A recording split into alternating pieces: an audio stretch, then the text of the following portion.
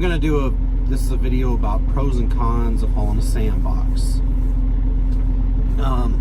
You'll hear I'm gonna be saying some comparison from sand can because that's their alternative when you're hauling sand, is either a sand can or a sandbox. I've hauled both. I'm currently hauling sand can, but I hauled a lot of sandboxes, both kinds. I've hauled the Halliburton boxes and the sandbox boxes, which is from the Sandbox Company. One of the benefits to hauling a sandbox is you stay a lot cleaner versus a sand can. You're not out in the elements. I mean, you get out to open your lid, but that's about it. You open and close your lid, that's it. When you go on to location, they back in wherever, they take it off of the forklift, they put a new one on. When you get on a lease road, you check your pins and make sure, you jump out to check your pins and make sure that they locked them. Because you don't want to do that. You don't want to be that guy losing the box on a highway. It's happened.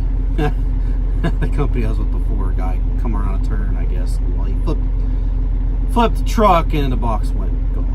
Whatever. I'm sitting here at staging, so there's stuff going on. There's people coming in and out. But sand boxes you can do more of. You can get more loads because you don't have the time unloading at the site because they just take it off. Now, I have done 7 loads in a day. There is no way that I could do that with a sand can. Sandboxes pay less, probably on average $100, $150 less a load. So there's a downfall in that, but there's less involved. Another benefit if you're paying for the fuel is there's not the fuel cost idling the truck up to blow off your sand. So there's no cost there. That's cost savings and less wear and tear on your truck. So sandbox will be less wear and tear on your truck because you're not having to blow off.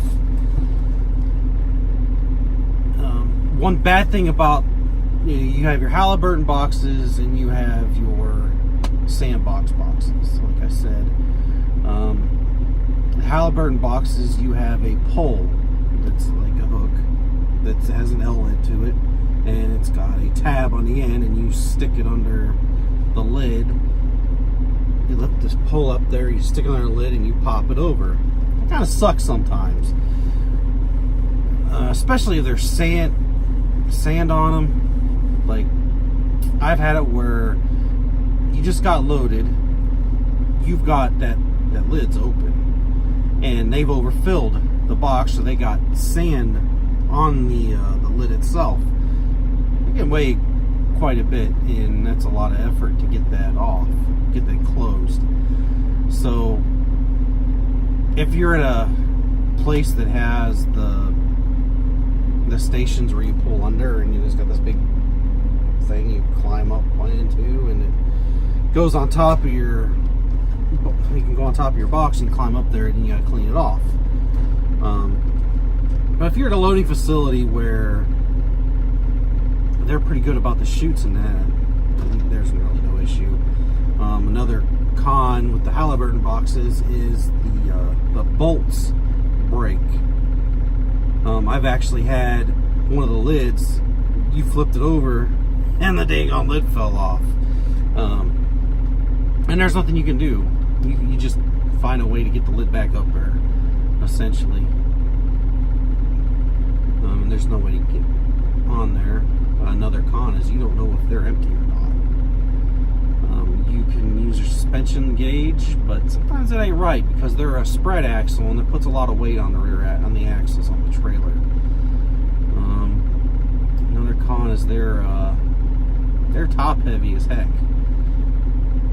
The Halliburton ones they're a spread axle, that helps a little, but they're tall. They're really tall, so the sand towers up. The sand boxes, the gray ones, I like those better. They don't pull as good as the Halliburton boxes, but you have the ladder, you can get on top of it and close the lid, so if sand gets them, it's not a big deal. It's not a big old pain in the butt. You gotta go find. You've got your ladder. You have your ability to get on top of the box right there. Same thing with those, is you don't know. You can run the risk of them not being empty. Another problem you might run into, which I did once, is they didn't close the thing all the way. That was interesting. They didn't close it all the way, and luckily there was still sand in it. So when I pull it out, the sand is just pouring out, and I was like, whoa. So I was able to get them to get a tool there and get it closed. So when you get a box, you need to jump out and look under and make sure those chutes are closed, because it happens. I mean, you're going to get in a hurry or whatever. It's going to happen. Another benefit to hauling sand boxes is you're not responsible for that trailer at all. You're not responsible for the maintenance, the wear and tear. I mean, if you wreck it, you're responsible. If you curb a tire and blow the tire, you're going to pay for the tire. But as far as normal maintenance and lights and all that crap, you're not responsible for it. The owner of the trailer, which would be Halliburton or the sandbox company, or whoever's renting the trailers from the sandbox company, deals with that. So, and with that, you don't get your this is just with sandbox specific and Halliburton boxes when we were running through Halliburton. So it may be different somewhere else. This is the knowledge that I have. We didn't have to pay a percentage. We didn't have to pay a rental fee or anything like that for the trailers themselves. It was covered. There was no fee. I know there's other companies that have other types of sandboxes, and they charge you a percentage or a fee to use that trailer. The Halliburton and the sandbox did not. We did not get charged a fee. But if we pulled the company released on one of their sand cans at the time, we had to pay a percentage. I'm fortunate my boss owns this can, so we don't pay a percentage for the can. We get the full rate, essentially. That would be a benefit. You don't have maintenance on a trailer, and that's less expense, and you don't have to pay the percentage on the trailer because if you don't have your own. Another advantage is you don't have to have a blower. There's no blower needed because you're using a box. I pull sand can, I gotta have a blower.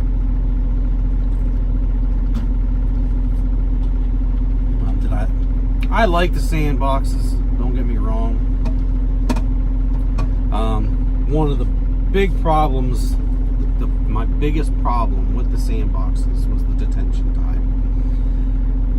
They would wait 3 hours and 45 minutes and they would take that box off of me. As soon as that box is off of you, your detention is done. It doesn't matter if they put an empty on or not. They say the well is down, they will take that box off of you and make you leave without a box. Now, sometimes you can go to another pad and get a box and run for that pad, but you got to get an empty first.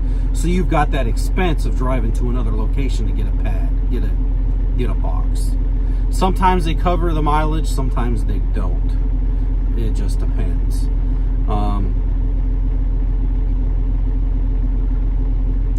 Sometimes they would take the box off of me, tell me to go down to staging and wait.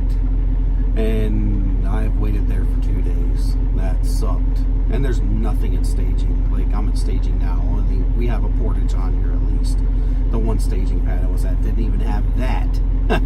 And usually, if you're at staging, their service isn't that great.